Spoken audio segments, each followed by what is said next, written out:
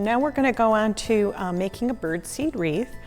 The final one will look like this. Okay, this one's not quite yet dry enough to hang yet, so I'm just going to show you it without the ribbon put on it. But that's what it will look like when it's completed. And what you will have in your kit will be some corn syrup, a packet of gelatin. I add some craisins in there for the birds because they like that as a treat. Some flour, and then you'll need water at home. So what you're going to do to start out is we're going to start with hot water, and this is just hot tap water.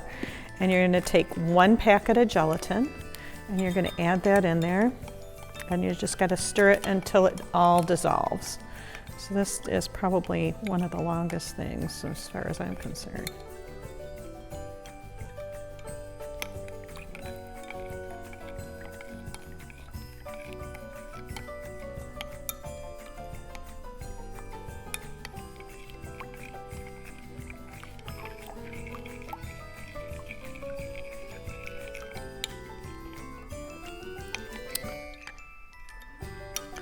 Just realized that I'm going to be doing my no oko. My mom used to always say that she never used a measuring cup. She just kind of looked at it and threw it in there, and it always came out great. And she called that being no oko by eye. So I tend to cook that way at home myself.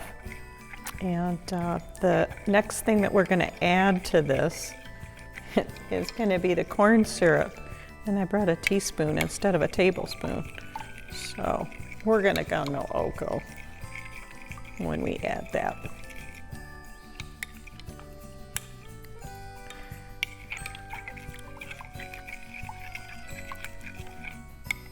Take a look at this. Yeah, it's still got some in there that's got to break apart. This probably takes the longest, is just getting this gelatin to dissolve. If you're doing this from home, which you probably are if you're watching this instruction, another thing that you can do is if you want to add a little bit more to your wreath, you know, birds don't just eat seeds, they do like nuts. So if you want to add some trail mix without any chocolate chips or M&Ms, but if you want to add nuts into your wreath too, you can do that as well as the craisins. If you don't want to use craisins, you can use actual solid cranberries as well.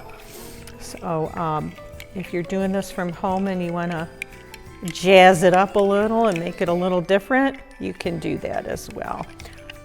Just hard to do that if you're not putting it out right away, because the fresh cranberries obviously can go bad if they're not outdoors and kept cool.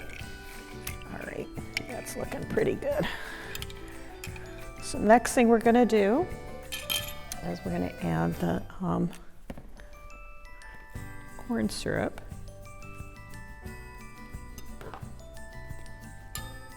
And I'm going to guess.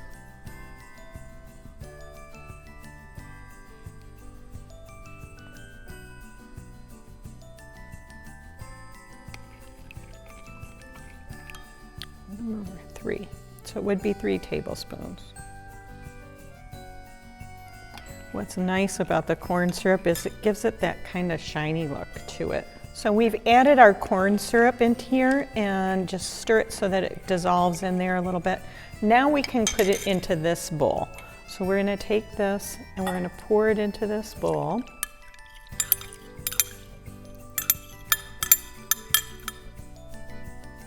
Set that over there. And the next thing we're going to add is the flour. And this is 3/4 cup of flour, and you're going to add that into here. And you're going to try and get all the lumps out. It's going to form kind of a paste.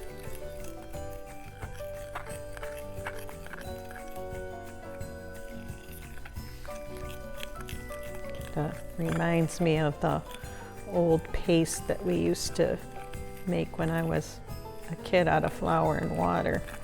You use it for paper mache too.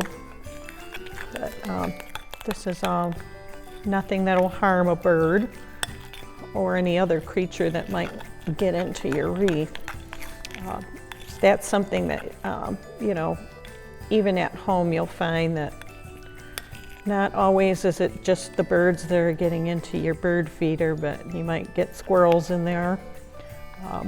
Deer sometimes are attracted to the feeders too. So the main thing is just try and get any lumps out of here so it's kind of smooth, but you can see it's got a pasty consistency to it. I still got a few lumps in there. Once you have that done, then we're going to add 4 cups of bird seed to this. And we're going to stir it up and get it all incorporated. Now, once it's incorporated in there, we can add in some craisins to that and get that all put together. And then you're going to put it into a bundt pan, okay? And I've already done this. I've already sprayed it with some non-stick spray, and that's going to help it unmold really beautifully. I'm just going to mention that you don't have to do it as a wreath. You can also take and make hanging ornaments. So if you're going to do hanging ornaments, you're going to want a pan that's going to be able to sit flat, and you want some ornament, you want metal ones, you don't want plastic. And what you're going to do with these is you're going to spray them just like you sprayed this because you want it to release. And what I find helps is if you take a straw and just put it in place and then put the seeds around it and pack it in there nice and tight, then cut it off and let it dry that way. That way you can thread your ribbon through there and hang them on the trees, and the birds can eat off of the ornaments. It really looks really pretty, and it's a cute idea as well, but it's just another option if you don't happen to have a bundt pan at home. You can do that. If you're doing this as a gift-giving thing, if you've got a friend who really loves to feed the birds at home, and this would make a really lovely gift for Christmas, what you could do is put this all together for them, and let's say you're not ever going to use that bundt pan again. Give them the recipe along with the wreath already made, and give them the bundt pan too. This would be a nice gift. All right, we're going to pour this in here now.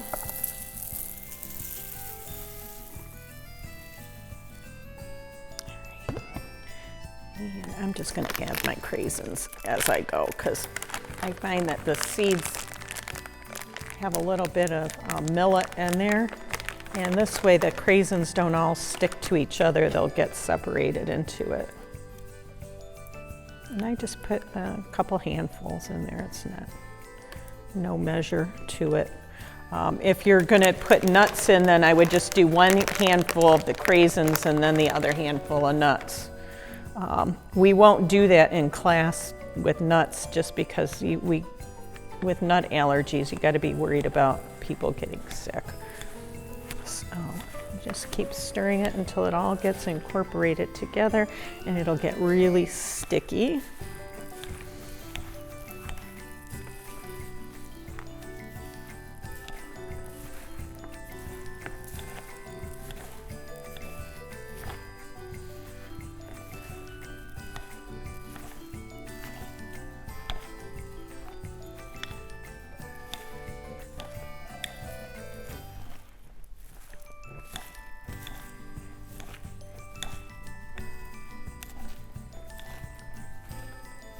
You see it's getting really clumpy now.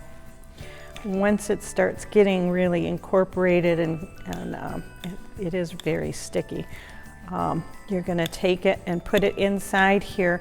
What I find helped me a lot to make it nice and smooth too is I sprayed one of a spatula and just pushed it down in there with that, and it didn't stick to the spoon like this, and it made it go a lot smoother. I think if you're doing the ornaments, it would work better if it has little nooks like that one happened to use a spoon that's been sprayed with the non-stick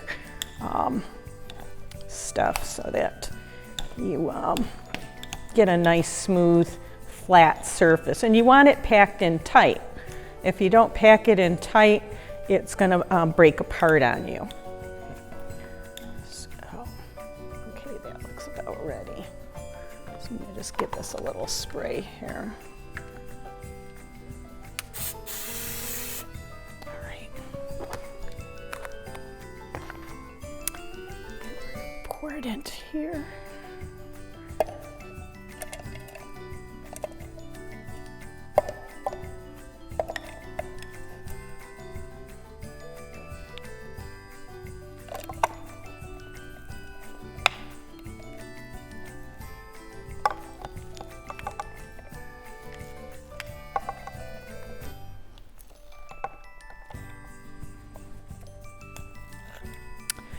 I don't know, I haven't tried it. I have some really cool decorative bundt pans. You know, it's just, I've got some that are shaped like hearts and sand castles and stuff, and I'm not sure how this would unmold from there because they've got such fine little designs in them. But maybe I'll give that a try next, just because I like to mess around with stuff.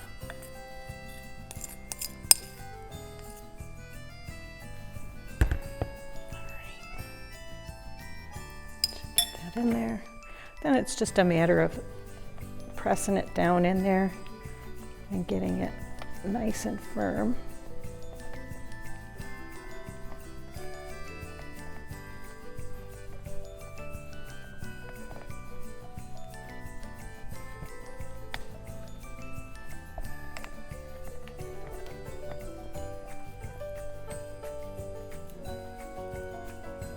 It does stick to your fingers a lot. So this kind of helps keep your hands clean.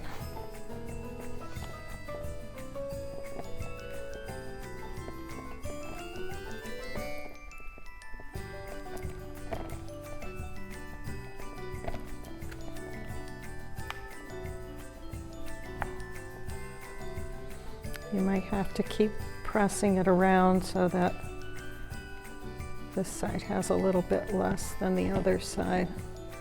Make it even.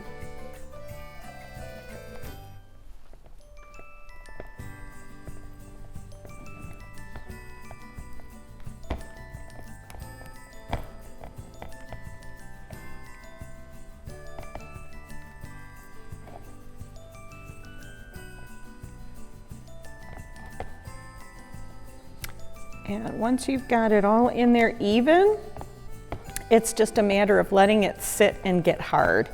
So it will have to sit a minimum of 12 hours in the mold. That one I unmolded after 12 hours, but it's still not completely dry. If you want to wait until it's completely dry, it's 24 hours. So it will need to sit in the mold either for 24 hours or at a minimum of 12. I brought it out early, thinking that maybe the air would dry it a little bit faster if it wasn't stuck in the mold and not getting a solid amount of air from it. But once you've got it all in there, it's just gonna look like that. And you'll let it sit until your 24 hours is up, or at least, you know, go as long as 12 before you unmold it. But to be on the safe side, I always cheat. But be on the safe side, do it the 24. And then when you're done, it's just flip it over and it'll come out nice and solid like that. My hands are dirty. So what you're gonna do then is you're gonna take the ribbon that we've given you and you're gonna make a loop around it so that you can hang it up, and then you can put your ribbon onto that loop. Now, if you want, you can make your own ribbon, or you can buy a store-bought ribbon and put it on with it. Maybe you don't want to hang it. Maybe you're just going to give it away as a gift, and you could put it in a box and put the ribbon on top like that. It's up to you. It's your wreath and how you want to put it together. If you want to do the ornaments, just use twine to put it through that hole and hang them around the tree. I think it would look real cute to have all those ornaments hanging from the tree, and the birds can just come around and nibble on them. So there you have it. That's how you do a bird feeder wreath. And hopefully your birds and feathered friends will have a very Merry Christmas because of you.